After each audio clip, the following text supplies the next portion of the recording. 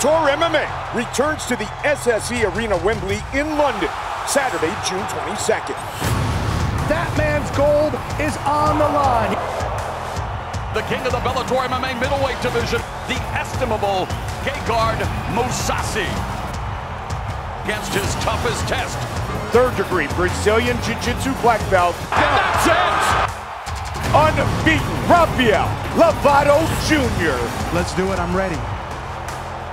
Plus, a spectacular finish as promised. You stay standing with me, you're getting knocked the out. And it is over! Paul Daly!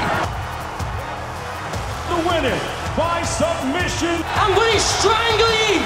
just like that, James Gallagher!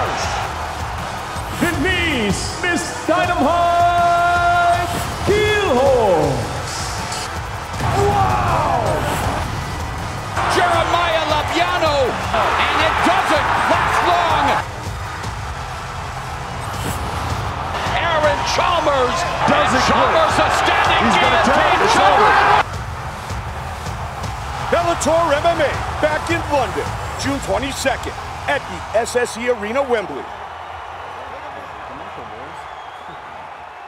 Well, good morning, everybody, and welcome to the iconic Odeon Cinema here, Leicester Square, and the announcement for another Bellator blockbuster show in June 22nd, Wembley Arena.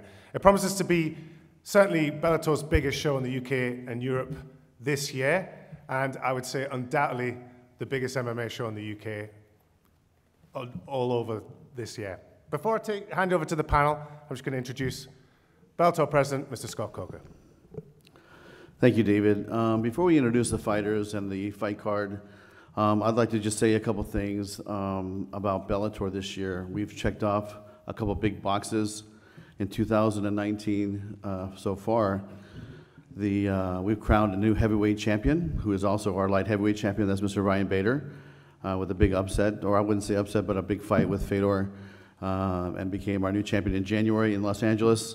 We also saw the continuation of our Welterweight World Grand Prix, which we have basically the fighter of the winner of the John Fitch Roy McDonald fight will fight Neiman Gracie, and MVP will be fighting against Douglas Lima May 11th in Chicago, and the winner of that tournament will fight sometime in September, and that's going to be for $1 million prize money, hosted by 50 Cent's Champagne brand. And also, we also announced, not officially, but this is as official as it gets, in October of this year, we are going to announce our we're going to launch our 16-man featherweight tournament, and that's going to start, I said in October, it'll be a year-long tournament. It will air on DAZN, and it will be all the great featherweights in Bellator, so it'll be 16, they'll all fight in one night. It'll go down to 8, and then there'll be a single elimination process. And again, the featherweight champ will walk away with a belt and also $1 million in prize money. Our European series, we kicked off the European series featuring some of the best talent in the region with a sold-out show in Newcastle, and then another sold-out show in Dublin this year. TV partners, we're very excited to have Channel 5 on board, airing our shows in prime time here in the UK. As well as Sky Sports. This fight here on the 22nd of June will be a dual event in the sense that in the US it'll be our Paramount tentpole, which will air on Sky Sports, and it will also air immediately following our European series, which will air on Channel 5. So David can talk more in detail about who's fighting and the fighters and the details of the breakdown, but it'll be a nice long night of fights. So it's going to be another amazing event that we brought to London. If you think about the fights that we brought to London, last year was Gallagher, the year before we brought Roy McDonald. I mean, we brought some big name talent here, and we're going to continue to do so.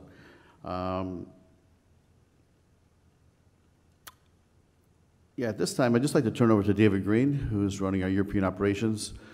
He's been doing an amazing job, and there's a lot of excitement here. And when I say excitement, I'm talking about even from when I travel throughout the world or when I'm at home in the United States. I mean, everybody's talking about the exciting stuff that's happening here in Europe. and it wouldn't be possible without David Green. So thank you, David, for doing such a great job, and I'll turn it over to you at this time.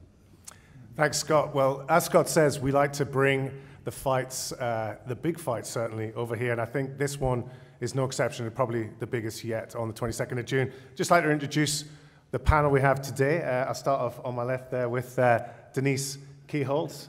She's our current Bellator flyweight kickboxing champion, and she'll be looking to move on her MMA game in Wembley. On the other side, well, next to Denise, we have Jeremiah Labiano, the kid from California. Bit disappointed he's not wearing his fur jacket now, but I'm sure we'll see that later on. And he's come all the way over here, and thanks for that, to take on the Strabanimal, Mr. James Gallagher. Anyone who saw the show in Dublin, Bellator 217, I mean, we absolutely raised the roof over there. It was quite an extraordinary experience. I mean, unbelievable. And to see James beat Stephen Graham there in the main event was an absolutely brilliant, brilliant atmosphere and a brilliant event. So looking forward to the next chapter in that story, and James and Jeremiah entertaining the fans here in London. There's a little bit of a gap here for our man, Mr. Aaron Chalmers. He will be joining us this morning. He's a little bit behind schedule, but I'm sure you'll grab some one-on-ones with him later on. Over to my right there, we have Mr. Paul Daly. I'm very happy to welcome Semtex and his left hand back to the UK to entertain the fans. We've had so many extraordinary fights with this man, never fails to deliver, and I'm looking forward to him bringing it in June. Then on my left, Mr. Rafael Lovato Jr., unbeaten in MMA, absolutely extraordinary Jiu-Jitsu, the second American to win the World Jiu-Jitsu Championship, black belt after BJ Penn, looking to retain his unbeaten record and a well-deserved championship fight against Gegard Mousasi. Obviously, the man needs no introduction, an absolute legend in the sport and probably the most relaxed man in MMA. 53 fights, still only 33 years old. Doesn't look like he's had one fight yet. And this should be an absolute amazing tear-up. Top of the card for that night. As you can see, we're bringing some extraordinary fights, and that's not all. We'll be announcing another huge amount of events for the 22nd of June. Before that, we've got the second installment of our Bellator European Series in Birmingham at the Resorts World Arena on the 4th of May. So you can see that on Channel 5 and Ticketmaster.com for tickets, as you can get tickets for the June 22nd show, as well as getting them on access.com. So I'm sure you're all looking forward to speaking to the guys on the panel, and I'll throw it over to the crowd.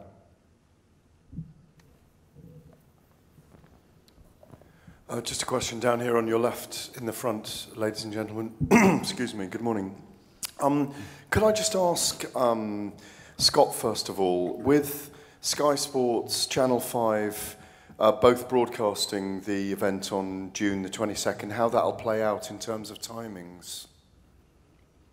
Yeah, you know, the fight card will start earlier because we have a 1 hour slot on Sky Sports from, I believe it's 9 to 10, is that right? That's right, yeah. 9 to 10, but because this is a tentpole, we will start 2 hours before that because it'll be broadcast back in the United States on Paramount as our tentpole. So from 7 to 9, we'll be taping fights that are sizable that will air on our app here, as well as Paramount Network back home. And then Sky Sports will pick it up at 9 o'clock to 10, and then Channel 5 will pick it up from 10 to midnight. That's very interesting. And obviously, Bellator 200 was here last year. When you set about creating this event, what were the challenges in terms of making it bigger? Because that was a very big event in itself. Yeah, I mean, our goal is always to make it bigger and better. And, you know, there's some great fighters up here, amazing athletes up here, but we have a lot more fights to announce because it will be such a great night of fights. And that's something that we'll do probably in the next coming days. And a question for Gegard, obviously. Gegard, I think it's your 5th fight in Britain. What does it mean to you to come back here? It's been a bit of a home from home. You fought in Nottingham, you fought in London twice. I think you fought in Manchester. This will be the 3rd time in London. What does it mean to to fight here again and headline. Obviously, it's a happy hunting ground. And can you tell us what you think of the challenge from Lovato Jr.? I always enjoyed fighting in UK. It's close to home. My friends, family always come to watch. And I had always good results fighting in Europe. So I feel like it's a home advantage. About my opponent, he's confident. He's fighting for the belt, so I'm sure he's hungry. And well, you know, he's good jiu-jitsu. I have good stand-up. But you know, I'll be ready. I was getting submitted left, right this Saturday. But on 22 June, you know, I'll be ready. That's the most important thing. Michael Morgan, Woe TV. Scott, we've had the War Master just signed for Bellator, a very, well, exciting signing, I would say. He talked about wanting to partake in tea and crumpets. Is there any chance that we'll be seeing him on the London card? You know, nothing has been defined 100% with Josh because, as you know, that signing happened yesterday when I was flying over here. And I think it's a great addition to our heavyweight division. He told me that he really likes fish and chips and he'd love to come here, but you know, it's something that we'll work towards, but we're not 100% sure. A question for both yourself and Dave.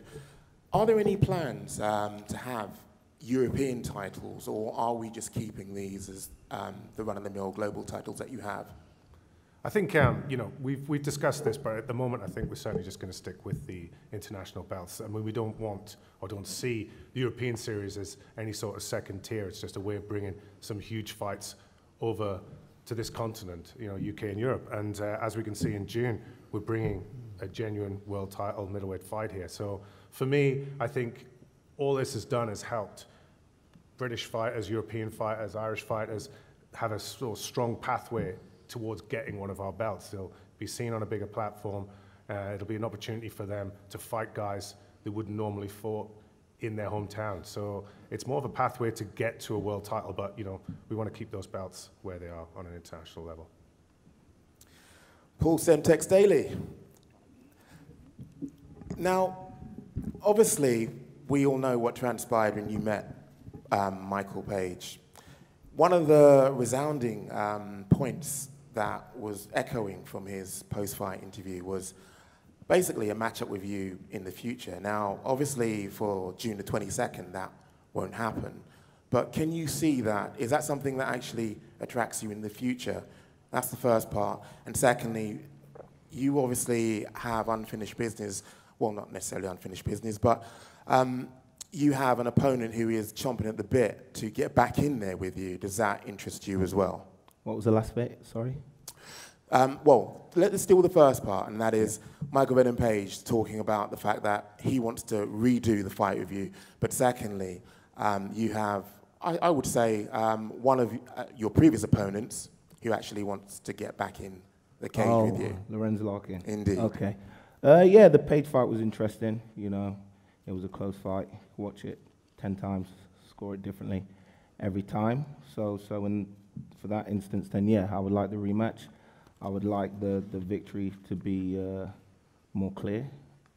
So yeah, it's definitely a fight that I would look to get back. As far as Lorenzo Larkin, I promised him man-to-man that I was going to give him the rematch, even though I took care of him pretty soundly. I felt like, you know, he was so heartbroken and he was crying backstage. I thought that it would be only right that I gave him a rematch. So hopefully we can run that back and we'll fight again. Just going off of that MVP fight, obviously there was a lot of emotion and a lot of build-up on the run-up to that fight. Can you talk about kind of the comments that you made afterwards? You said that you thought Bellator were protecting their investment. Do you still feel that way, or was that just heat of the moment? No, I'm going to be honest, and I still feel that way. If you look at the whole build-up to the event, they basically built the fight around Michael Page because I wasn't biting to the grudge match. Because like I said, it was no grudge for me. I'm a professional fighter. I was just there to fight. But again, I don't want to dwell on it, but there are certain aspects such as the T-shirt you know, it was a snake. You could barely see a grenade that was supposed to represent me as Semtex, and, you know, lots of different things in the build-up. He did a few extra interviews I didn't do that they'd hooked him up with, stupid things like that, but it's not something I want to dwell on. You know, the fight's happened. He's gone forward. He'll face Douglas Lima. I'm here, back in London, but hopefully we'll get the rematch. I think I'm deserving of a rematch. So there's no bad blood still between you two? I'm deserving of a rematch. Okay, and obviously he's going to be going on to face Douglas Lima. Obviously you've fought him before. How do you think he would do against him? It will be an interesting fight. If I was placing a bet, I'd put the money on Douglas Lima. I've faced both of them, like you say. I think Lima's more versatile. He's bigger, he's stronger. He hits very hard, and I think having seen what I did to Michael, I think he'll be going in there with a solid game plan, and he'll be very confident in that fight. And talk about maybe what's next for you then, and how you move forward. Well, I'm here. I'm looking forward to fighting here in London. You know, the last outings for Bellator in London haven't gone well. You know, I fought two tough fighters, two former champion and the current champion. So hopefully, you know, I'll get the win that all my fans turn out to see me get, and a knockout victory at that. Great. And for James, can you talk a little bit about your win back in Dublin? You know, how was that experience for you, and where does that rank in your moments in your career? It has to be the best moment of my life. Do you know what I mean? I walked out there in front of a sold-out Prix arena. There's very few people in the whole organization that can single-handedly sell out an event like that. I sold out the whole stadium, the main event, walked out there and choked a guy in the first round. That's just what I do. I'm here to sell out shows and strangle people in the first round, and that's exactly what I'm going to do on June 22nd. And did that win feel any sweeter because of all of the kind of negativity that you had surrounding your first loss? Did that feel any sweeter for you to get, you know, the first round submission win as well? They're all sweet. They're all sweet. Even the negative comments, they're sweet. So they are. The position that I'm in, compared to these people that say this shit about me, I just look at them. I'm miles ahead of them. Miles ahead of them. They all can talk. They all can talk.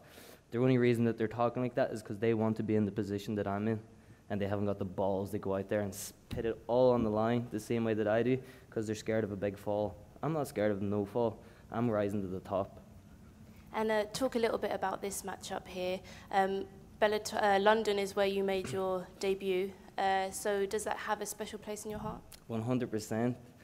So I went out and win my debut in London, and I'm going to go out and win on June 22nd as well. I was supposed to fight him before, and he was gifted the main event slot in Dublin against me, and I blew out my knee. I was out for 14 months, I think it was, during that period of time. So it's a throwback to on your back, and that's exactly the way it's going to be in June. I'm going to be straight on his back, and we strangle life out of him in the first round. Okay, thank you. Do you want to reply to that? Well, it's funny he's saying he's going to strangle me, because we've walked past each other a couple times already today, and he said he's going to, what'd you say, you're going to cave my face in? Yeah, he has one KO on his record, and that's him getting. I've got none. Yeah, no you got strangles. I'm going to strangle you. Sweet chin music. We'll see.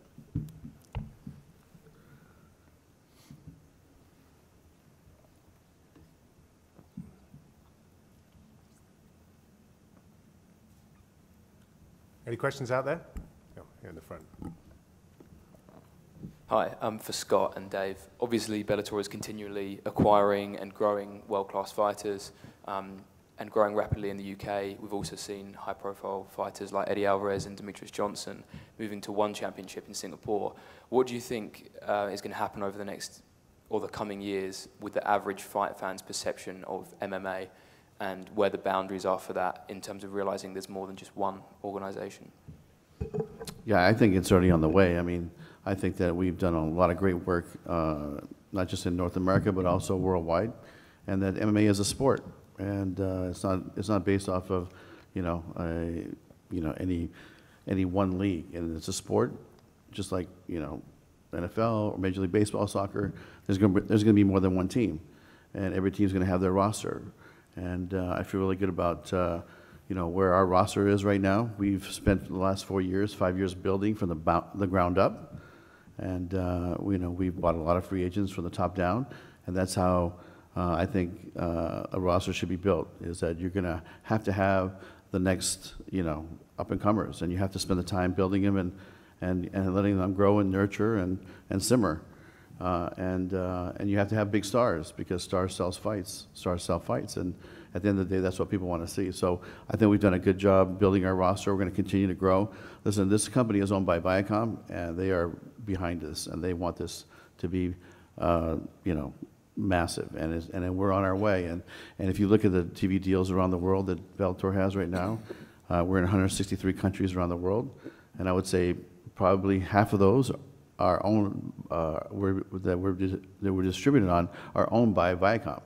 So in the Netherlands and in Benelux, I know we're on a Viacom channel. In Southeast Asia, we're on a Viacom channel. I mean, it's just endless. It's just a very good feeling to know Channel 5, who's owned by Viacom, is supporting us and putting us on live TV. So from the very top down, and the corporation, you know, they're behind it. And these are conversations I've had with, you know, our top executives at the company. So it's a good feeling. We have a great platform. And you know, we're going to keep building and keep growing and keep buying.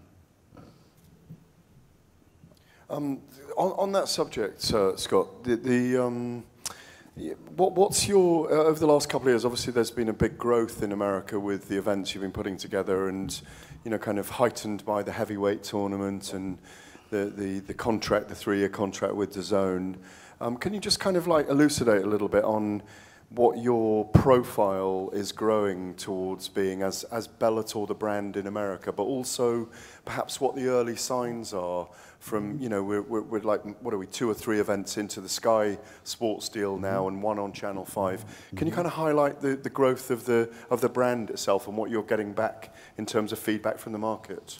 Yeah, I think that one of the things that the people really appreciate, and I'm talking about the general public, the TV ratings, the live attendance gate, are all impacted by, I feel, it has been the tournament series that we put together. And that wasn't something that, you know, we said we had this great vision, you know, years ago, because, you know, I used to work for K1. K1 is a tournament format, so I've always loved the tournament format.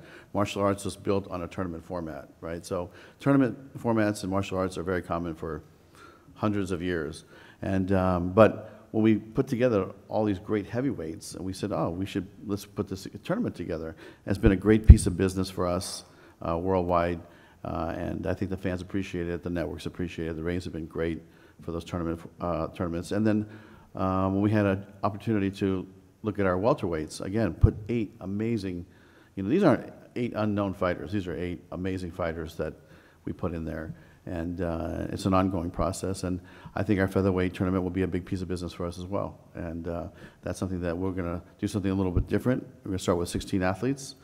Like I said, they'll all fight in one night, the very first night of the tournament. And that's been a big surprise how well received these tournaments have been. And I think that once a year you'll see a big tournament in one weight class from us. And I think the reception is going to be big for the featherweights. Perhaps I should have said, obviously it goes without saying that the fighters are incredibly important, and their names, what they produce, the matchups are incredibly important. But I suppose, David, for you, one of the things in the UK is to generate kind of starlight and stardust under the Bellator brand itself in terms of getting Bellator known in Britain and Europe as a fight league. Absolutely. I mean, I think, you know, there's no secret to the recipe we're looking at, and there's a huge amount of talent in Europe from a fight point of view. So a lot of those guys have never had the platform to get onto the world stage. It's been a very narrow pipeline to getting on the world stage. And I think for me, from a fight point of view, or fighter's point of view, Bellator's, you know, filling that gap by putting on these huge shows in the local areas that can be broadcast around the world. They get a huge amount of live audience and TV audience. What we can also do with the roster we have with Bellator is bring in these special fights into the card that, you know, perhaps you wouldn't have seen. You know, we're seeing the likes of, you know, Pitbull in Newcastle. We've got Primus in Birmingham. We've got a world middleweight championship fight in June with these guys. So you're seeing this great mix which allows us to showcase our roster globally, but also to really give the local talent a chance to really shine on a global stage. And it's just really exciting. I think you'll see in the next couple of years that develop, and we will be the main outlet for growth, talking about Bellator Europe, you know, in terms of the fighters from here. I mean, what better place to be than on a Bellator Europe card that can be seen globally and fighting on the same card as the likes of Gallagher, Mousasi, and Mr. Lovato Jr. here. Yeah, I certainly can't remember a big card that's done both kind of network or terrestrial TV and like a subscription channel in the same night. I mean, I think that's unheard of. Can I just ask one more question for Rafael Lovato Jr., Brazilian American pronunciation? You prefer Rafael, don't you, I think? Yes, please. Obviously, you are very accomplished in Jiu-Jitsu, one of the most outstanding people we've ever seen in the sport. You've developed very quickly in mixed martial arts. Gallagher is one of those people, having watched him for years and years, who makes very few mistakes. I just wonder what goes into preparing for such a kind of master of MMA when you are developing yourself and you're up against this guy. It's a headline event, a very big event. What's going into this camp for you, and how tough is it preparing for a Mousasi? Well, you know, he's a very complete fighter. He can win on the feet. He's also won a lot of fights on the ground as well. He can adjust to his opponent very well. You know, as far as what's going into this camp, I mean, it's basically just, you know, be the best version of myself on June 22nd, and be prepared for an all-out war. You know, obviously we have our strengths, but I'm going to be ready for the fight in all areas. And, you know, I'm just looking forward to the challenge. You know, every fight is hard. You know, every fight is dangerous. Everyone, you know, anything can happen in there. So, you know, obviously he's the most skilled fighter I've faced thus far. But, you know, I'm still taking it just as another fight. Anything can happen. Everyone has their weaknesses. Everyone's human. And, you know, I believe that the best version of myself can get the job done. Have you always felt, sorry, just one more, have you always felt that it's your destiny to win a world title in MMA? And, you know, is it fair to say that this is a major step up? Yes, obviously, for sure. You know, since I signed with Bellator, you know, I immediately put my sights on the title. I thought I could get there within 4 or 5 fights, and here we are. So it definitely feels like destiny. You know, it was a bit difficult whenever we had the delay and we were going to fight in January, and now here we are nearly 6 months later.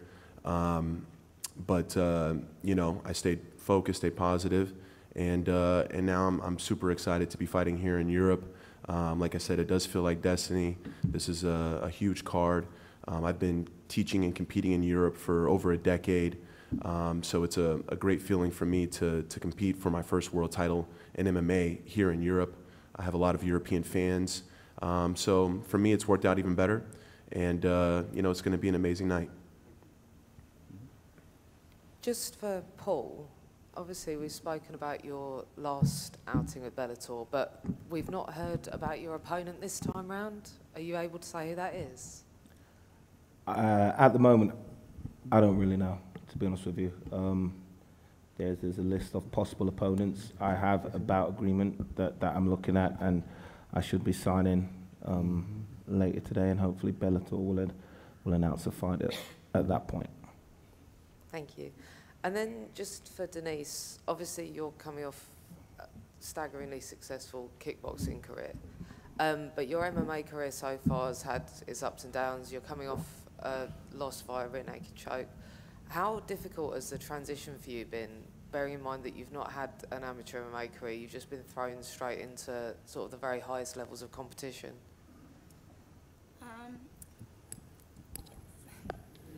It is difficult, but I start this whole fighting career with judo, so I have my black belt, but that's really a long time ago.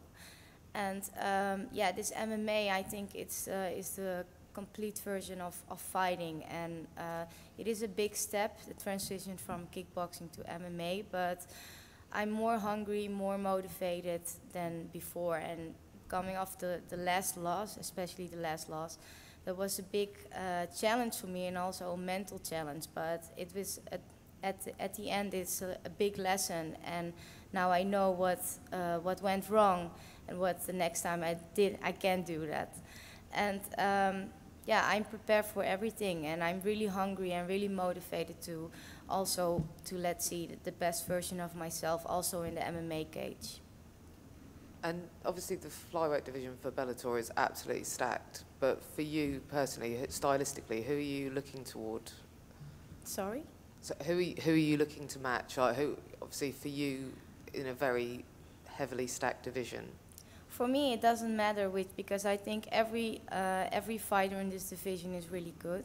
I'm really looking forward to a rematch against Veta Arteaga. And besides that, of course, the champion is in.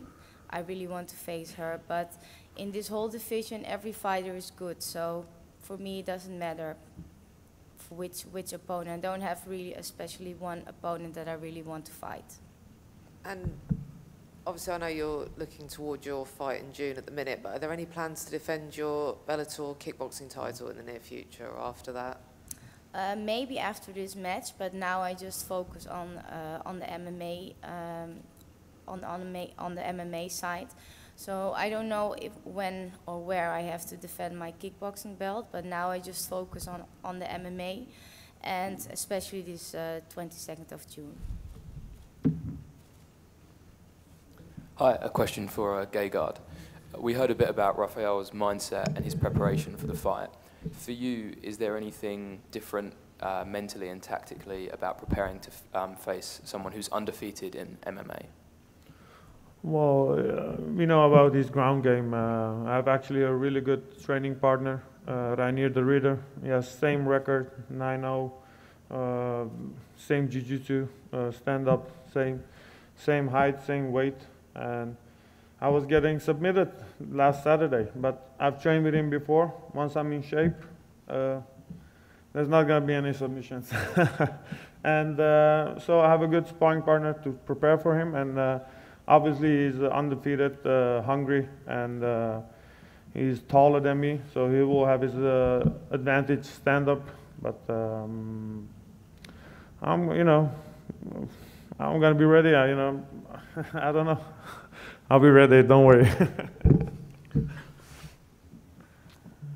And another question for Gallagher, actually. I was just wondering, as a champion, how is the motivation different to when you're coming up and trying to take the belt?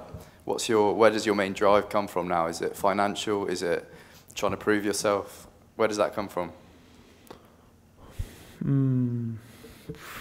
I don't know. There's more expectations, of course, I believe, and so I want to do my best because people have more expectations from me now because I'm the champion. So my goal is to train as well as possible and get the best results that I can.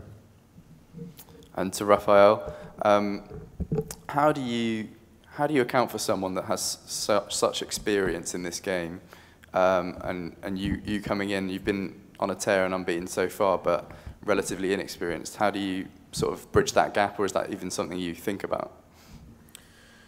Well, I've been competing in Jiu-Jitsu and martial arts my whole life, so even though I don't have that many MMA fights, I've been competing my whole life, and I was a challenger, working my way up in Jiu-Jitsu. I became a world champion, and then been competing many years since as a world champion, so I know what it feels like to climb your way to the top and be at the top, and then have the pressure and the target on you after.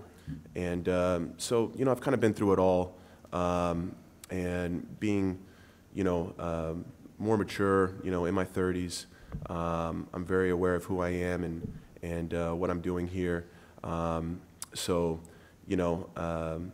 yes, he has much more MMA experience than I do, but like I said, I've been competing my whole life. This is just another step in my career.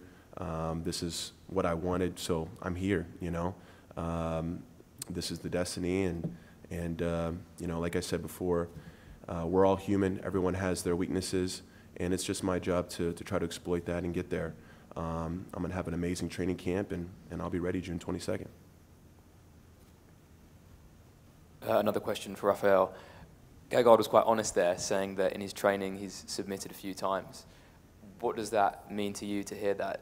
Do you buy much into that? I mean, it's normal. That's what training is supposed to be. You know, I could talk about, I mean, whenever I go to Curitiba, Brazil, and train with all the Muay Thai, you know, killers down there, I get hit in the face a lot. So, you know, we're supposed to go through that sort of things in training so we can be prepared for the fight. So it's good. He's got great training partners. I know he's going to be ready. Same for me. You know, I'm not going to listen to that and say, oh, yeah, you know, I'm going to do the same. You know what I mean? I know he'll be ready. He'll be calm. He'll be focused. He'll be Mousasi, and I'll be Lovato. James Gallagher's very quiet today. James, just to kind of get you going a little bit, the guy you're facing is 5-5 in his last 10. Are you a little bit kind of, I don't mean insulted because I don't want to be disrespectful to Avianna, but, you know, give us a bit of your best. I mean, this guy's 5-5. You're one of the rising stars of Bellator. Are you being fed, is he being fed to the sharks here a little bit? Of course he is. It's the Jimmy show, mate. That's what happens. That's what happens. Jimmy, no show. I don't give a fuck who you fight. Just show up. Give me anyone. Don't you worry about that. Just show up. Don't you worry about that, mate. I'll be showing up, alright? And I'll be on your back before you know it. So I don't care who you fight for, man. I just signed a new 6-fight deal. I'm earning a lot of money for this fight. I don't give one fuck who you fight. I just want to fight. It's what I love to do. MMA is my life. So it is. I don't do nothing else. But and also I'm only 22 years old. I just sold out a show in Dublin. I'm fresh, no injuries, no nothing. I'm just here to fight whoever the fuck they put in front of me, and unfortunately for this guy, he's the one. Do you know what I mean? So, yeah, that's the way it is. I don't give a fuck who I fight. He's just another bum that I have to choke and earn a lot of money for. Do you feel like you are actually the headliner on this show then? Yeah, I do. Same as I do in every show. It's the Jimmy show. I like to welcome him to it. And presumably, you know, you would like to headline in Dublin again this year, yeah? I'm going. September. Okay, that's good to know anyway. And finally, for Paul. Paul, obviously, a lot's been said about your fight with Michael Venom Page. Everyone was very excited about it. Tactically and technically, it worked out different to perhaps what everyone wanted to see. But obviously your opponent isn't announced yet, but would you like... Yeah, we have the opponent now. I was just told by the boss, so... okay. Yeah. Well, I'm going to be fighting Eric Silva, so... Oh, great. That will be the fight. Oh, so we can expect a stand-up banging war then? Yes. Yes, sir. Thank you. Any further questions? Well, you heard it there, an absolute stand-up banging war, Eric Silva versus Paul Daly. Bellator London, 22nd of June, or the Jimmy Show, as we may want to call it. Tickets on sale this Friday, Friday the 5th of April, available at access.com or ticketmaster.com. On the night, you'll get to see us live on Sky Sports and Channel 5 later on into the evening. But for now, we've got one-on-ones with the rest of the panel here, and just looking forward to an absolutely spectacular blockbuster event. And thank you all for coming this morning. Thank you. Thank you. All right. Okay, let's go.